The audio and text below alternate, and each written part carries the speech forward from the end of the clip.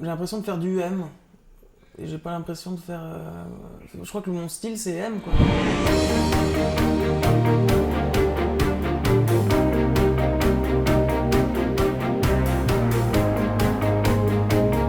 Parce que c'est une personnalité, c'est une façon de chanter. Ce qui fait justement qu'il y a un côté élitiste parce que c'est pas comme tout le monde, il y a un côté un peu différent. Je cherche pas spécialement à faire mon intéressant, mais je cherche juste à être moi-même. Donc étant différent que les. Je dois être un peu différent que certains, je sais pas. Et donc ça fait que je me sens à part en tout cas. Et c'est vrai que la plupart des gens dans le regard ou dans la manière de me décrire me mettent à part un peu. Donc j'ai l'impression d'être dans un style à part. Donc l'étiquette, je sais pas laquelle. Enfin, j'ai pas de recul en tout cas pour mettre une étiquette vraiment sur ça.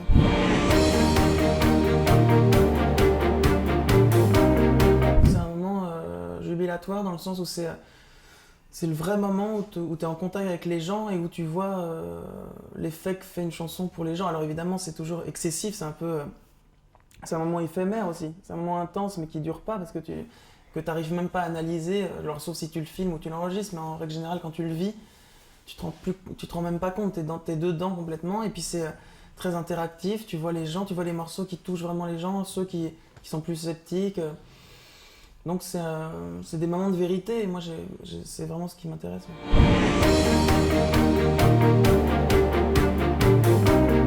C'est beaucoup plus dur de parler d'amour que de dire que la vie est terrible, que les gens meurent autour de nous, etc.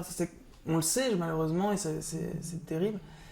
Et en même temps, dire je vous aime, dire l'amour, c'est quelque chose qui paraît niais, mais qu'est-ce que c'est quoi l'amour? C'est ce qu'il y a de plus beau au monde. Donc à un moment, si c'est niais de parler d'amour, c'est qu'on est justement dénaturé dans notre vie, quoi. Je pense qu'il faut parler des choses saines.